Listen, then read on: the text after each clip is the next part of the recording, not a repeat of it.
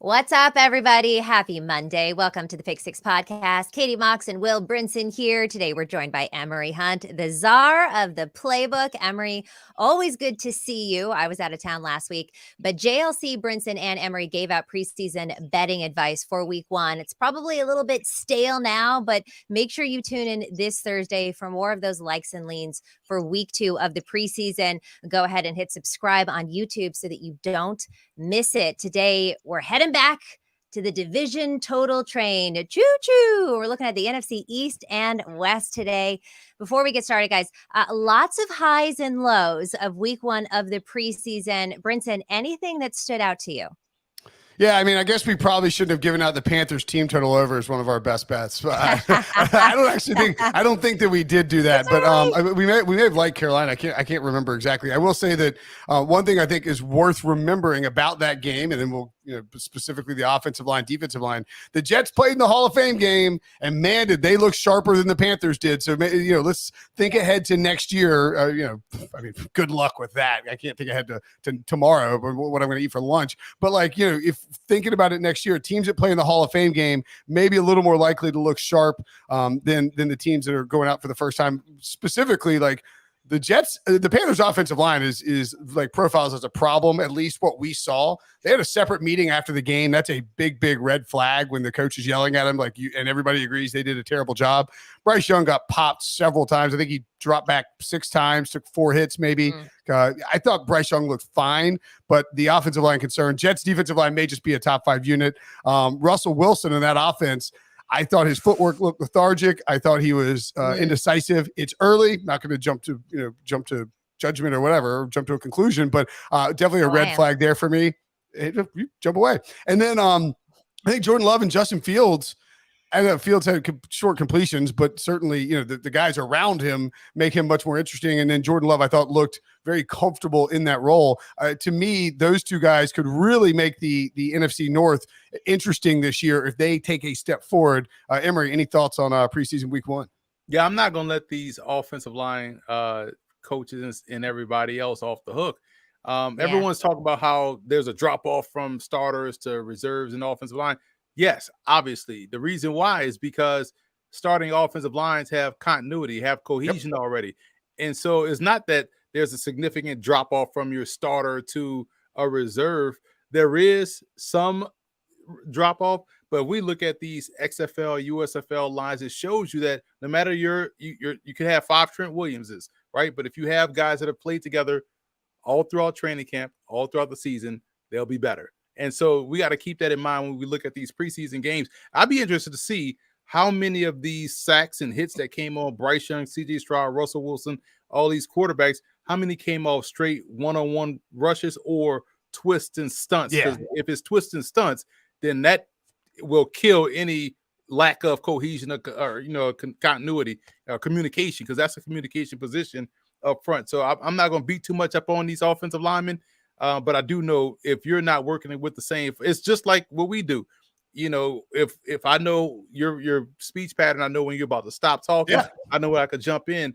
But folks online made it seem like if you're not a starter in the NFL, you're garbage. But that's along the lines of those that just only watch the NFL regular season. To that point, one of the first drop back for Bryce Young, 8-yard completion to Adam Thielen. Thought he'd got the ball out quickly. That's going to be what Frank Reich's system is going to be. But he got absolutely drilled when making the throw, and it was on a stunt. And you could see it, like Ike Ekwonu, my boy from NC State, who's a great run blocker and still developing as a pass blocker, completely confused. And that's the thing is you don't know what the opposing defense in the preseason is going to do. Are they going to be aggressive and blitz like the Cardinals did against the Broncos? Are they going to do these stunts and these twists? Are they going to be worried about putting stuff on film? He got beat later on a low move by Bryce Huff, but the first one was it wasn't a sack, but it was a pure stunt. The Panthers were completely confused, and Icky, you could even tell, was apologizing to Bryce Young because Bryce Young popped on the helmet, was like, "Don't worry about it, dude." The preseason, the reps, the training camp reps, these offensive lines will improve. They are always going to struggle early on, especially in week one. Yeah, I mean, you want to talk about who struggled O-line wise, the 49ers. I mean, those backup O-linemen looked awful yesterday. Trey Lance obviously struggled as well. He was out there for the entire first half. I feel like it's kind of a tough day for the Trey Lance truthers out there. And again, nothing necessarily against him. When you look at him versus Sam Darnold, and of course, Sam Darnold's going to look better. He has a lot more experience. But what he had back-to-back 3-and-outs there. Then they started having him throw to the outside, some quick passes, building his confidence a little bit. He started to look a little bit better. And then that throw into the end zone that should have been an interception, and then Dwelly went and picked it up. I do think that Trey Lance will get better, but it was concerning to see the backup O-line for the 49ers. I think they have a lot to improve on. Sam Darnold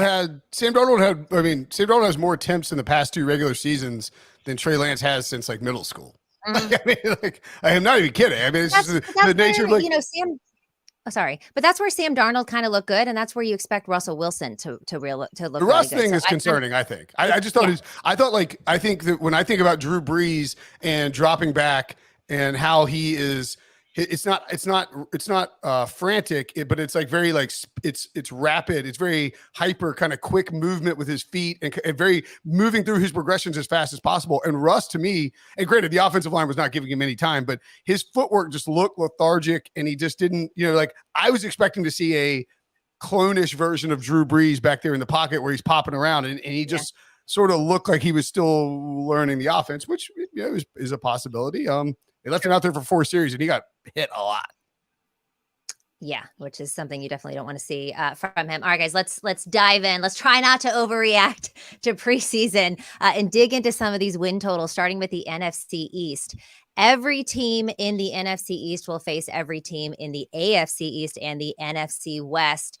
The Eagles can become the first NFC East team to win back-to-back division titles. Since they did it from 2001 to 04 under Andy Reid, they can also become the first, or they are actually the first NFL team in history to increase their regular season win total by 5+ games in consecutive seasons. Emory, I know that you're really high on the Eagles this year. Their win total 11.5. That under actually favored to -130. If you look at their division win totals, that's at 4.5. That under heavily juiced to -220. What do you think? Yeah, I think they go over the division total of 4.5. I feel like they'll win 5. If they lose 1, it'll be to the Cowboys. I think they will lose 1. Dallas just seems to be explosive on both sides of the ball. So for me, the Eagles can go 5-1 in the division. I think they go for 11.5 wins as a whole. I don't see anyone else in that division outside of the Cowboys that's built to beat them with their run game or with their passing game. They have the 2 best quarterbacks in the division, Dallas and Philly. They have the 2 best defenses in the division, and they have the most athletic offensive skill players and secondary players, back 7 players. So these 2 teams are on a collision course. I think the Eagles do go over 4.5 wins, and they lose 1 to the Cowboys. So if I'm taking anything with the Eagles, it's probably like I'm writing up the win total stuff for CBSSports.com this week and next week. Just, I did it back in March, but then now, like Lamar Jackson hadn't even signed. We didn't know Lamar Jackson was might be traded for all we knew. And so, everything's changed. Joe Burrow's gotten banged up, right? There's all kinds of different things that have happened that we need to reassess this. I think the Eagles number has gotten too high here at 11.5. And that is not to say that Philadelphia is not a good football team, right? Everything coalesced, came together last year for them in terms of Jalen Hurts took a leap. They went 6-1 in 1-score games, and the one score loss was with Gardner Minshew under center. I don't know which way you want to take that, but the game didn't really matter for them. They knew they'd get Jalen Hurts back. Jalen Hurts took a massive step forward as a passer. They were 3rd in the NFL, 3rd lowest in terms of adjusted games lost to injuries. So they were lucky.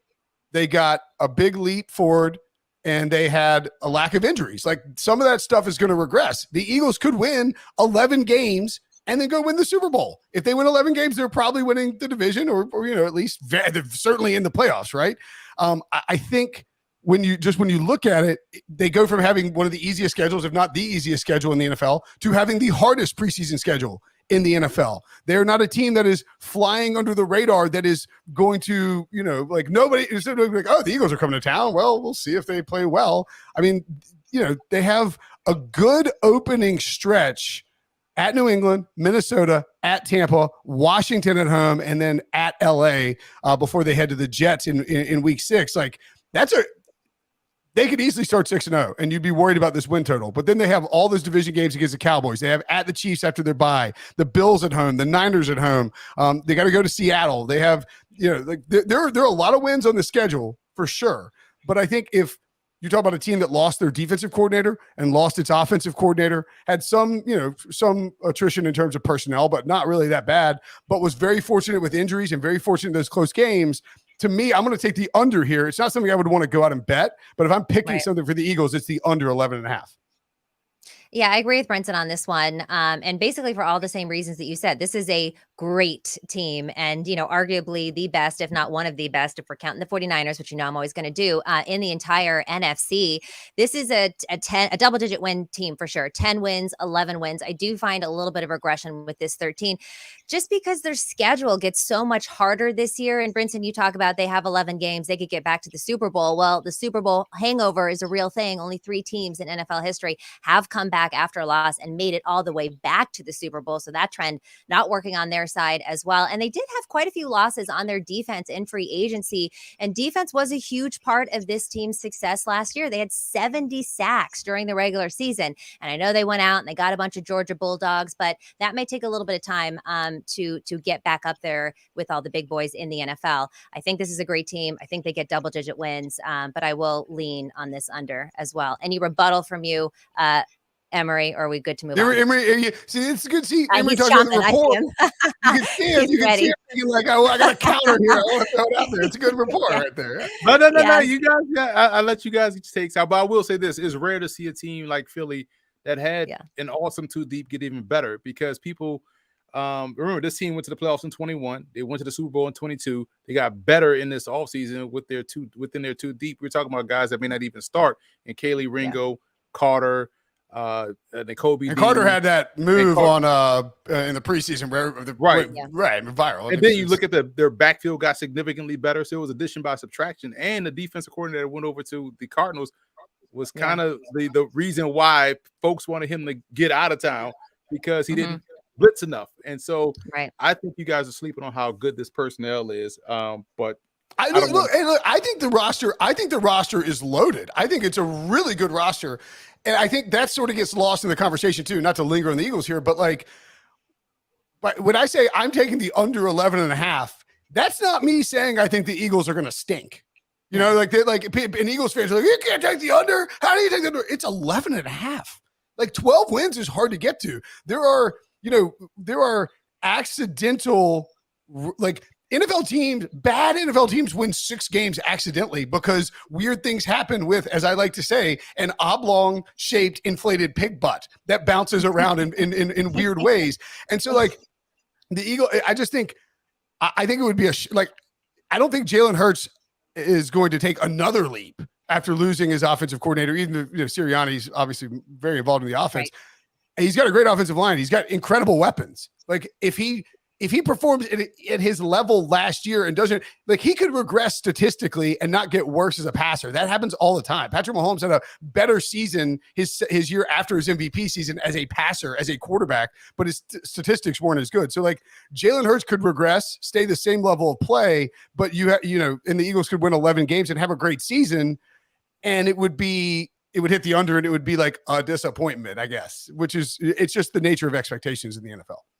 Yeah, I still think the Eagles are going to win the division. I still think they can get to 11 wins. It's just hard for me to take the over on this one. And yes, they lost both of their coordinators. I don't think anyone is too sad about Gannon leaving. But Steichen, you look at somebody even like Josh Allen when Brian Daboll left, and kind of the differences with his game there, throwing more interceptions. Not that I think this is going to happen with Jalen Hurts. I'm just saying Shane Steichen is a really big one to lose, because I think he had a pretty big hand in how well Jalen Hurts progressed. All right, let's move on to the Cowboys. They also have a high win total here at 10 with that over juice to -145. Under, you get some plus money at +125. Division wins 3.5, -175 to the over. Emory, the Cowboys went 8-4 in the regular season last year with Prescott under center, 12-5 total.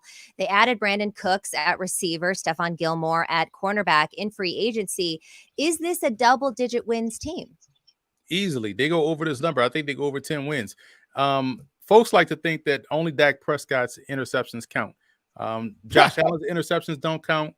Herbert's interceptions and fourth quarter interceptions don't count, but only Prescott's interceptions count. But Dak Prescott is a top 8 quarterback, top 5, and we can really debate that if you want to. But at least at worst he's 8. You know, this guy has been outstanding for this Cowboys team. The question for the Cowboys is, can they find a run game or run the ball when they want to? Because they got backs, but can they run it when they want to? That used to be the key with Ezekiel Elliott in his prime. Hey, we can run it whenever we want to. But now you add Brandon Cooks, who for whatever reason just keeps getting traded, but always has over 1,000 yards. That's going to open up things for CD Lamb. That's going to open up things for everyone else within that offense. And they finally learned to use Kavonte Turpin, their kick returner, within the offensive attack. But defensively, getting Stephon Gilmore, you mentioned, helps out immensely. He's still an elite player. He's not just a great cornerback in name only, but he's a great player still at that position, which opens things up now for Diggs to be a little bit more of a risk taker that he already is. They still have Micah Parsons as someone that's probably is going to win Defensive Player of the Year, maybe even Defensive MVP. And I think they got better along the defensive line as well, bringing in Mazzie Smith. So for me, I like the Cowboys team. They're built to play well, but it's still who's going to be the running back, who's going to be the guy they're going to lean on. And they still have a chance to really re-sign Ezekiel Elliott. Yeah. Sorry, Katie, go ahead. Oh, that's okay. Yes, I agree with you that this team on paper is stacked and should be very successful. It's interesting because the over was juiced to minus 170 and it's come down a bit. But for me, it's like bottom line, Dallas has not been able to sustain any kind of consistent success just as a franchise. I believe the last time that they reached the playoffs in 3 consecutive seasons was like in 94 through 96. I also just feel like they scapegoated Kellen Moore quite a bit. And I don't know, can we really trust Mike McCarthy to call plays with this Texas Coast offense? They've got a really difficult schedule. The division is stacked. 10 seems a little high for me. I'm going to give them like a 9-win season. So I'm going to lean under here. So I think it's probably over or bust for me on the Cowboys, just because, like, I talk about this a lot with the way that, we get these win totals in March now. I mean, people don't know this, but it used to be like 5 years ago. If you you would maybe get some win totals in May, like after the draft, like the actual physical sports books in Las Vegas would release win totals. And now there's a scramble to get those out there. Right. Well, Caesars, as recently as in the last month, had this at 9.5 juice to the over with minus 170. And now it's, they're just reluctant to move the number because they don't want to open themselves up to being middled. It's just easier to slide the juice. And you see this bump up to 10 at minus 145. The Zach Martin thing is concerning. Like, this is a guy who's going to make a bunch of money, but Jerry Jones, I think, came out on Saturday or Sunday, at least over the weekend during at some point recently, and said that, he's like, no, he's paid enough. We're not going to adjust his contract. I mean, if Zach Martin misses time, and you don't see these holdouts actually work, as I noted on Twitter on Sunday, because it's the new CBA has set it up that way. If Zach Martin actually missed time, the trickle down effect for this offense is pretty enormous. And I don't know that we talk about, I want to run the damn ball, killing, trying to lap the scoreboard. We talk about that quote from Mike McCarthy. Like, they were run heavy last year already. Mike McCarthy typically passes the ball a lot when he's a play caller. And I agree with Emory that I don't agree that Emory. I love that Emory likes to pull a drive-by on Justin Herbert whenever possible. But I do agree that Dak Prescott is definitely underrated in terms of where he slots out in the NFL by virtue of playing for the Cowboys. This defense is going to be really good. Dan Quinn's orchestrated, I believe, a top 10 defense, maybe top 5 every year that he's been there. He knows it's going to be good. He came back to bide his time to pick a coaching job that he thinks he can win at, and he knows he'll keep getting looks because that Dallas defense is really good. To me, it all comes down to the offensive line and the health at running back. Now, running back, they got Deuce Vaughn, who I thought looked sharp in the preseason. The Darren Sproles comp is super easy, but what else are you going to do with Kansas State? He's a diminutive back with pass catching skills and some twitch in the run game. Malik Davis can be fine if like something happens to Tony Pollard. They could bring back. I would like their win total over more if they don't bring back Zeke Elliott, because I'm worried that Jerry Jones forces him in there too much. The offensive line with basically every team in the NFL is the big concern. If Zach Martin misses time, I would be scared to have this over at that juice. But for me, it's probably over or bust for the Cowboys, just because you have the option to push at 10-7, which isn't that great. But it's a pretty good season. I mean, it's not like the world's greatest season, right? But I mean, like it's a pretty good season, I think. I mean, the Giants almost got there last year, 9-7-1. Can they repeat that? Let's take a break, and we'll tell you coming up next on the Pick Six Podcast.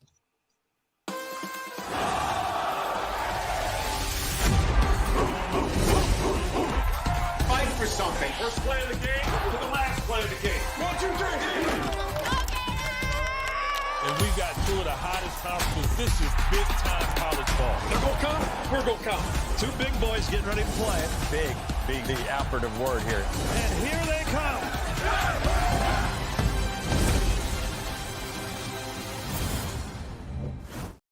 One of the big surprises in 2022, the New York Giants. Brian Daboll coming over in his first year. Everybody referenced Josh Allen. Brian Daboll leaves Josh Allen. He leads the league in turnovers. And the Giants and Daniel Jones take a step forward. Probably not a coincidence. Their win total, though, despite going 9-7-1, making the playoffs, beating the Vikings in a matchup of the one score game heroes, the luck box teams, and making it to the second round there. Over under 7.5, minus 120 to the under, even money to the over. Their division win set at 2.5. Minus 120 to the over, minus 110 to the under. So basically even money there. A lot of Daniel Jones got paid this offseason. Saquon Barkley's unhappy. The Giants they definitely botched the way that they could have handled that in terms of handing out the cash. But they have a good front office, a good coaching staff. They've made some good draft picks in the last 2 years, Emory. What are your thoughts on the Giants? Vegas is blatantly telling us they expect some regression across the board from New York this year.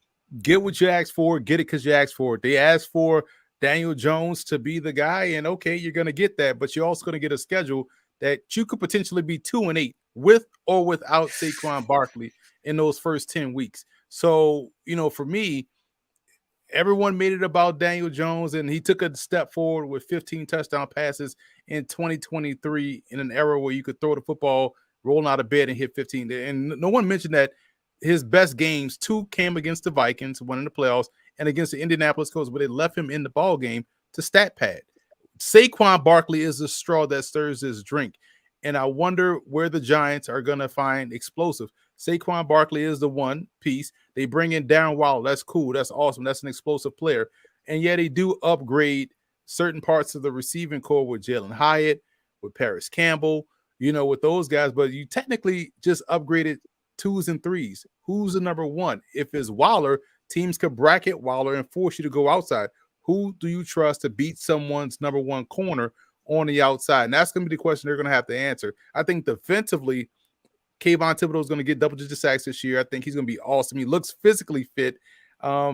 Being at training camp, seeing him fill out his pads now, he had those Jim Thorpe pads on as a rookie. He's like, man, he got to eat some more. But these rookies tend to do that, and they travel a lot during the draft process. But now, full off season of NFL weights, he's filled out his frame. He looks great in training camp, and I don't worry about their secondary. They're active around the football. Banks will be fine, but their offense just doesn't have the lack of explosive. And we saw this at times last year when teams said, you know what, we're just going to take Saquon Barkley away completely and make you beat us, Daniel Jones, in the passing game. And what happened? They lost. And so I feel like that's going to happen again. This team maybe overachieved a little bit last year, which is great for them, help the buy-in process, but I feel like this is an underplay easily. Emory, and you've been at Giants camp. I know a few times this year. Look, there's a sophisticated thought in the chat thinks the Giants are going 11-6. I can't go with you there with 11-6, but I do think that this is an 8-win team. I also like the value here at even money. I know there's a lot of question marks around Danny Dimes now that he got paid, but he did make massive strides last year with Daboll as head coach. You have to think that continues to improve, especially he didn't really have any real receivers last year. They added Darren Waller, which I'm really excited to see what that connection is going to look like. And you got Paris Campbell and Jameson Crowder. They ended last season 9-7, which maybe, Emory, you're saying was like a little bit of luck. They advanced to the playoffs for the first time in a while. And, last year their projected win total was only 6.5. So I do think that this team will maybe have a little bit of regression, but I like them to get at least 8 wins. So I lean over here. So I think I'm going to pivot, despite what I said. Well, I said I was going to take the over in the division wins, but so my thing that I've said all last year, and I think that I need to stick by it because I do believe it, is that if you look at the 2017 Buffalo Bills, and that was Sean McDermott's first year, he came in and replaced Anthony Lynn, replaced Rex Ryan / Anthony Lynn, right? And he takes over that team, and McDermott is an unknown on a Northeastern team, a defense. He's a really good head coach. Now he's getting flack. People are like, Sean McDermott, I don't know if this is the guy. Like, dude, look at his record in Buffalo. They've been they have been terrible since the 90s. Like, just keep this guy around. They go 9-7, and were very much a outkick their coverage type of team. They had their expected win-loss was 6.4 wins, right? Based on the Pythagorean theorem, the points to point differential, etc. They won a bunch of one-score games. It was very clear that coaching made a huge difference in terms of how the Bills performed. Well, they go and draft Josh Allen. The reality was they were not going to be like, there was going to be some regression built in. They went 6-10 the next season, and they finished third in the division. They missed the playoffs. But the optimism carrying over from that first year, plus the addition of Josh Allen, and he completed 52.8% of his passes as a rookie. Like we knew there'd be some struggles there. I think really was kind of the setup for the Bills to the springboard for their success the last few years. And I think when you look at where did Brian Daboll and Joe Shane come from, right? They came from Buffalo. It's a very, very similar first year in New York to what we saw from the Bills and McDermott in Buffalo. And so for me, I tend to think that when you look at this Giants team, we could see some regression in terms of their overall wins and where they win. Like they go like 7-10, but everybody says, okay, Daniel Jones played really well. He just doesn't have any weapons. There's a lot of young pieces on both sides of the ball and they were in close games, and the coaching looks really good, where it's like you go 7-10 and you still feel like you had a good season, even though you took a step back. So I'm going to go over their 2.5 wins in the division because I think there's some coaching mismatches there. The Sirianni's a really good coach for sure. Ron Rivera is a very good program manager. I don't know if he's a great coach, and I think we got some questions about how that offense will look. And then, in Dallas, Mike McCarthy, like I'll take Brian Daboll, 9 times out of 10, or actually 10 times out of 10. So I think we can steal 3 wins in this division. You split with everybody and still maybe end up being a 7-10 team that will end up being, like maybe not as good as we think. So I will take the Giants win total division over win total in the division at 2.5, but probably lean on the under outside of the division. Washington,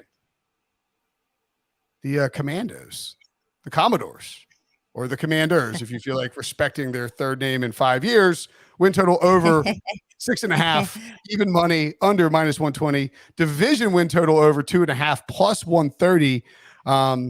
They knocked off the Eagles, and they're under the undefeated Eagles ended up going 8-1. Emory, Ron Rivera recently had some dumb comments that he walked back about Eric Bieniemy.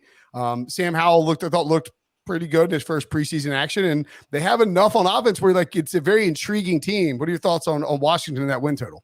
Yeah, a lot of times the call comes from inside the house, right? And so you got to watch Rivera if you are. That's a Scream reference, kids. You know what I'm saying? So, but when you think about it, he's 3-1 against any iteration of Giant coaches during his time in Washington. So Shermer, Judge, and Daboll, 3-1. So he knows how to play well versus Giant. They were the same exact team. Very good defensive line, athletic group of linebackers, strong, solid secondary.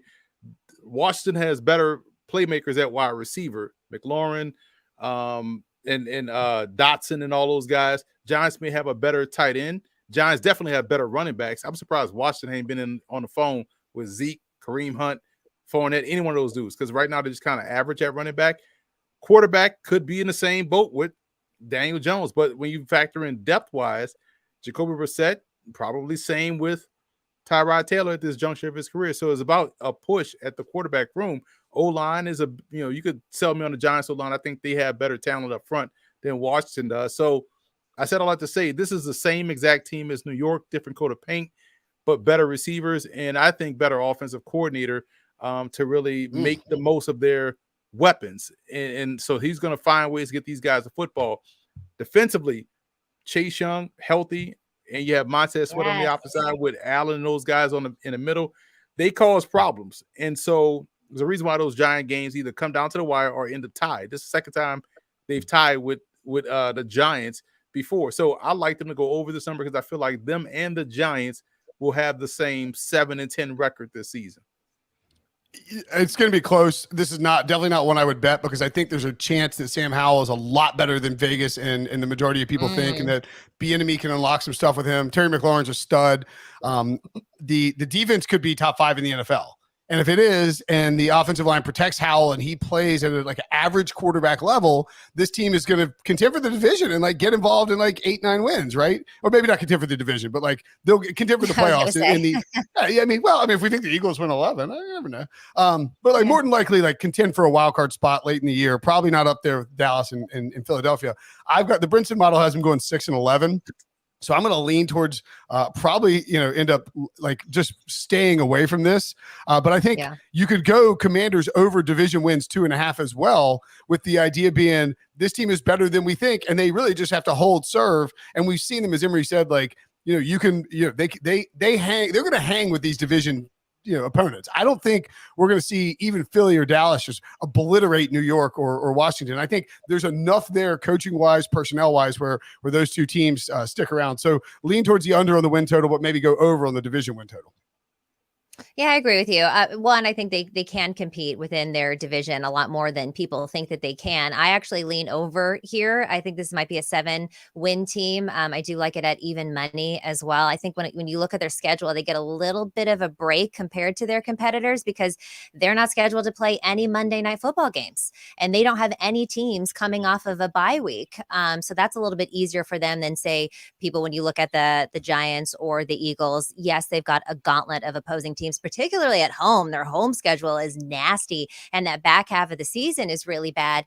But this defense, finished top 5 in EPA per play last year and was also first in defensive success rate while playing top 10 schedule of difficulty already when it comes to opposing offenses. So the O-line underachieved, and I think we've talked about this a lot already on this show, but they also had a lot of health issues there. I believe they had 11 different starters. So you've got to think with improved health, that O-line should improve in efficiency, and this defense is going to get better. Even though they have a tough schedule, I think that they're still going to be pretty strong with that unit. And I also think that Sam Howell could surprise a lot of people here too. So at 7 wins at even money, I'm going to take that as well.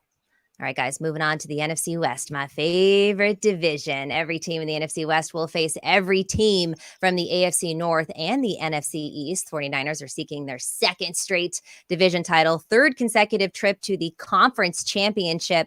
Their win total 10.5, -160 to the over, under +140. Division wins at 4.5, -150 to the under. Emory. I already had you on Moxie Bets to talk about this. I already know where you're leaning on this. You like this under. You definitely know I'm leaning, Katie. Hey, before you answer, would you have actually had Emory on if you'd known he was going to take the under on the Niners, Katie? Would you have said? I invited him on, knowing that because I had seen him on HQ. So I was like, oh, let me get this guy on. So we had it out. We had a good. So you needed some anti-Niners counter bias on the podcast is what you needed. Yeah. Right. It can't be all, rainbows, sunshine and rainbows. Yes. We got to give the other side of it. So, all right, give it to me, Emory. I've heard it before, but I'm ready for it again. Well, I'll keep it simple this time because last time it probably was too much for you to digest. So it was going to be simply put, I don't trust Brock Purdy, and not because I'm someone that believes in these EPOA, DVOA, CPD, NBC, SEC, whatever, right? I don't believe in all that, right? But I will say it's something to where this guy should have had 48 interceptions last year. I mean, the amount of drop picks guys on defense had. Granted, they don't count in the stat book. You like that he went out there, played with confidence, played free. What saved San Francisco is what people don't talk about enough of. They make it about Kyle Shanahan and his wizardry with quarterbacks, except Trey Lance, and his wizardry with how making quarterbacks work, except Nick Mullins and all those guys like that. And you know what I'm saying? But he's a big, beautiful football mind. But really, it's the run game and defense. They don't want to talk about that. It's a run game and defense. And as long as you have that.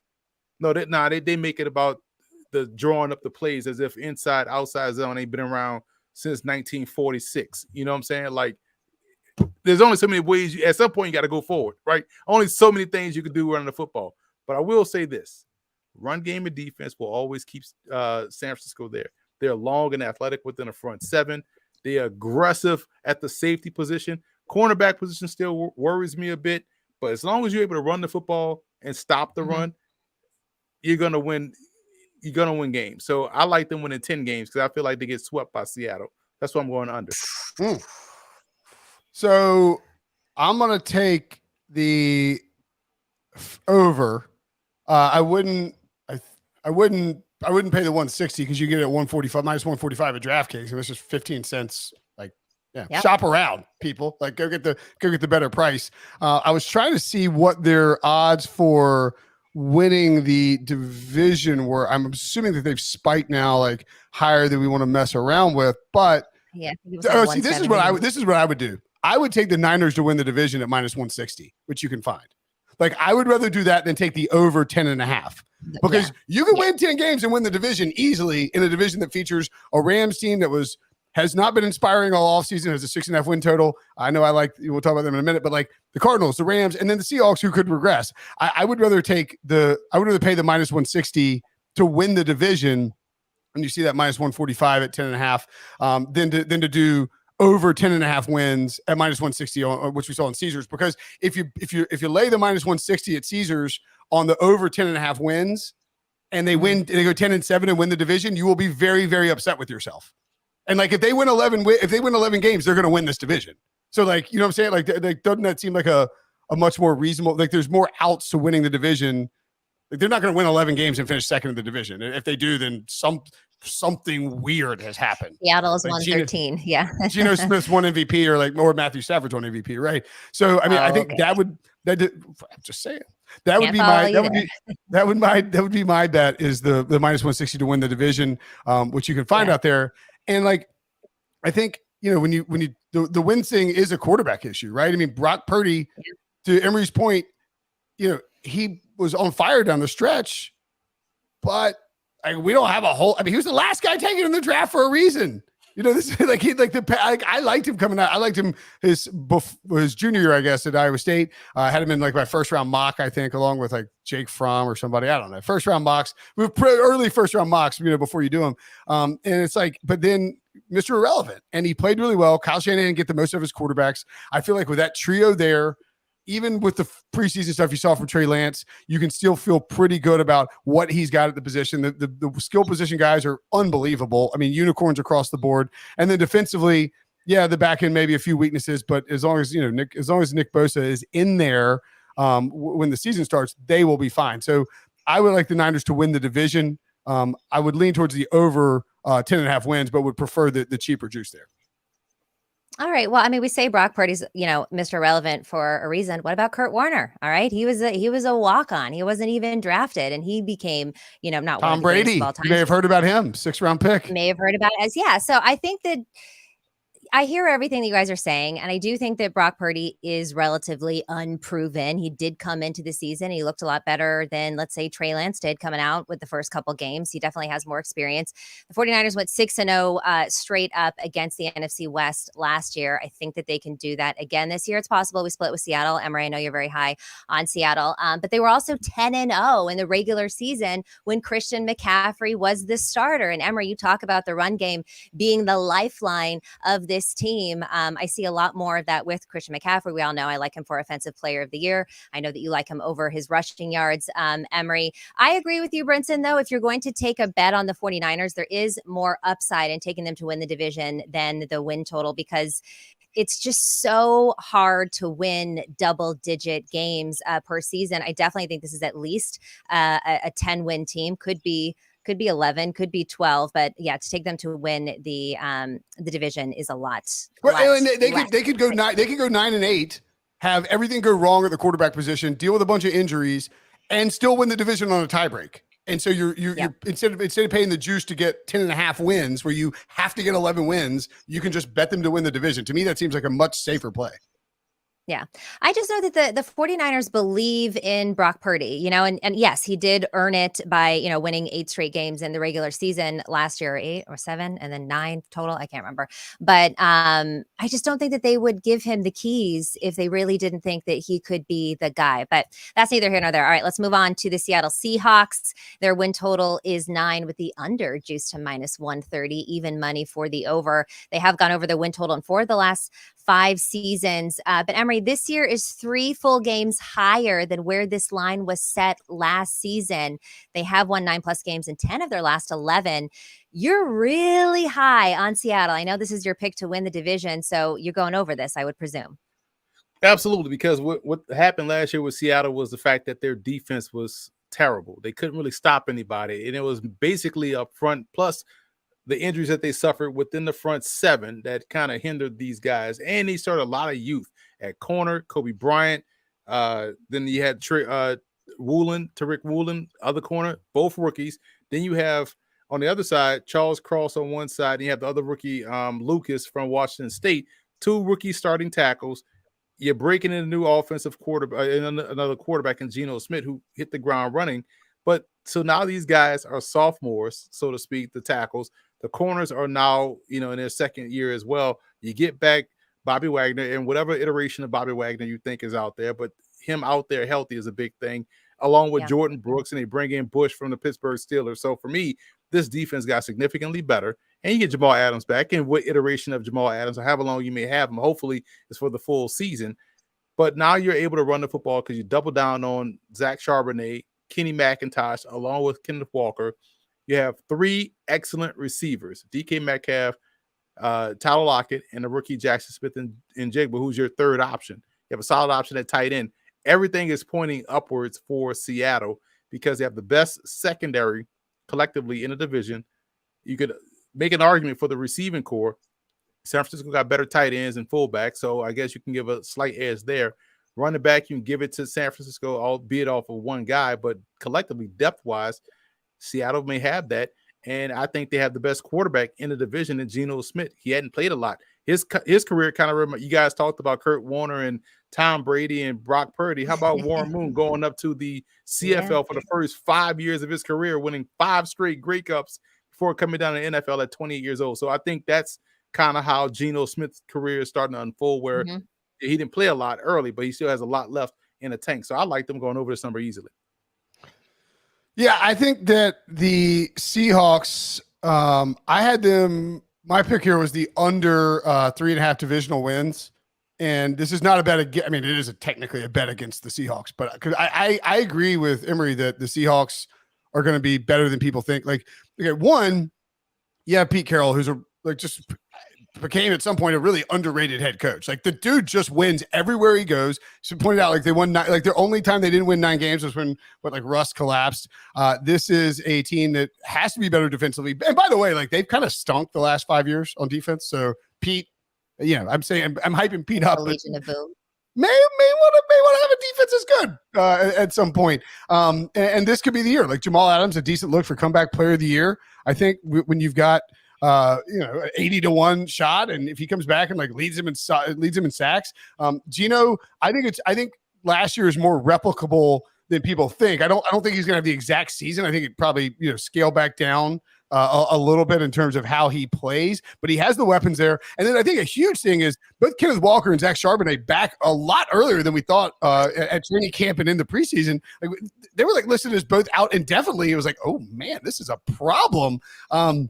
This offense will be really good. I'll take the under, though, in the division win totals because I think San Francisco will sweep them just because I think San Francisco is the better team. And then I think when you look at Sean McVay, find a way to win one, And then it says, and like maybe the Cardinals steal one. It's just like I think the division games will be a little bit closer than people think. And I don't think Seattle is going to obliterate anybody. So I'll take the under in the division win totals, but I am a little bit higher on Seattle than I think maybe the general public.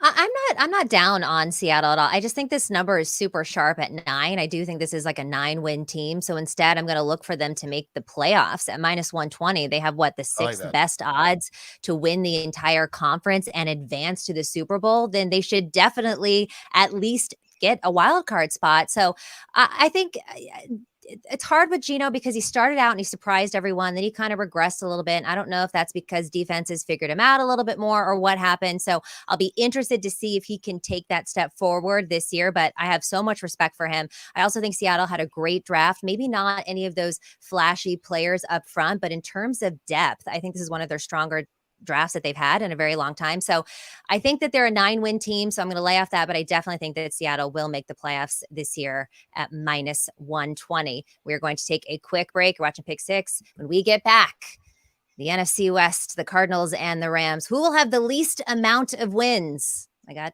an idea who we're all thinking here. We'll see in a sec. Driving into the stadium, seeing everybody tailgating, I get that ready to go feeling. You know, to walk through the fan section over there and see that many people excited about football, so I'm really looking forward to it. You get away from football for a little bit and then you start missing it. You get that itch again. For me, that first catch is everything. Once I get one catch, I'm in the zone. Getting back to football. It's been too long. We can't wait. Can't wait. We can't wait. We can't wait.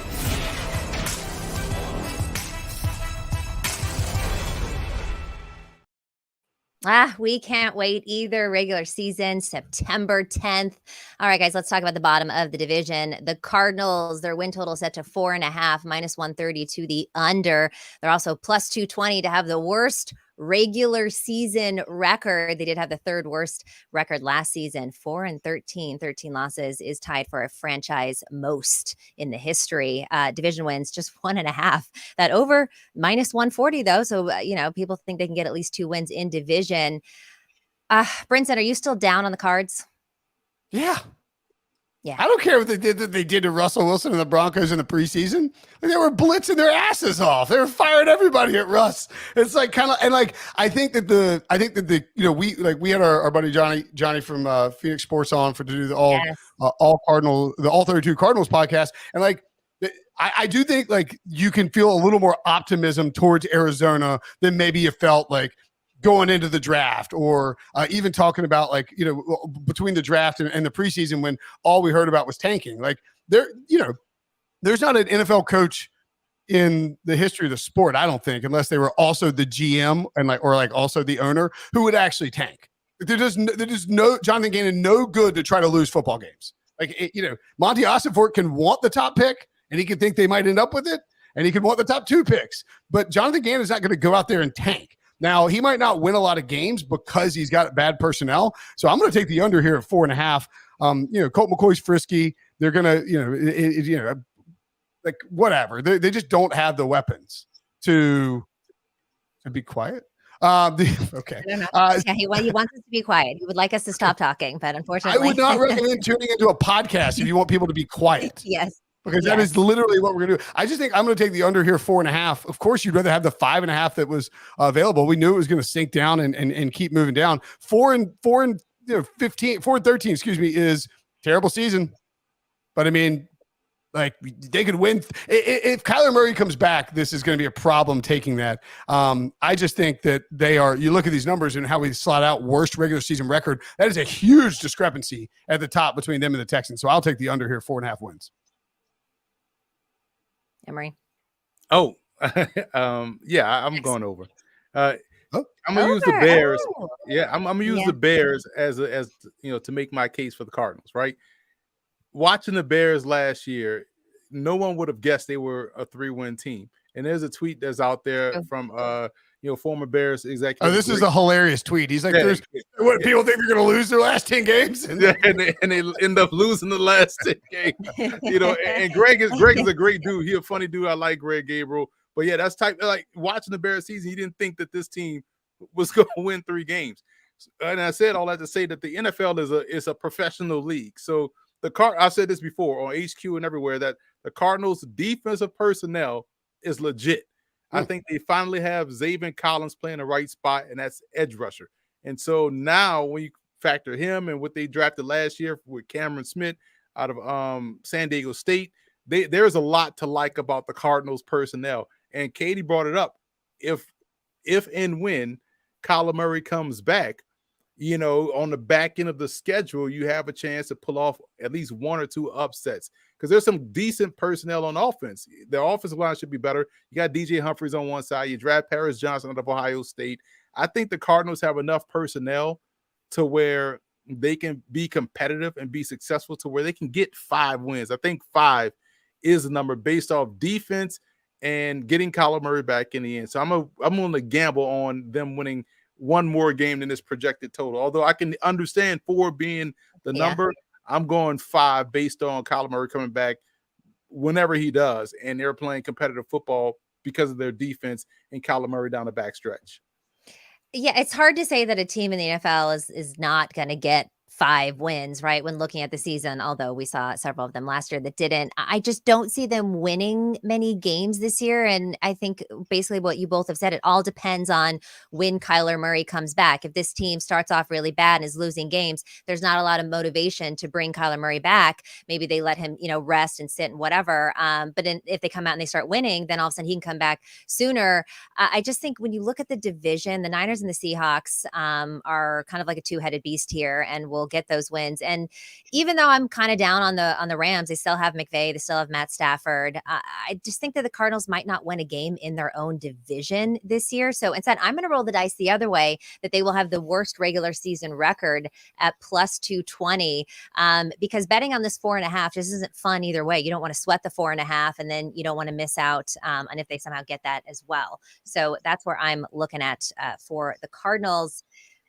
Moving on to the Rams. This is, we know that Brinson is a big Matt Stafford guy. They went 5-12 last season, failed to make the postseason, went 4-5 at home. They only had one game that they won on the road, and they went 3-9 in the NFC, including just 1-5 in the NFC West.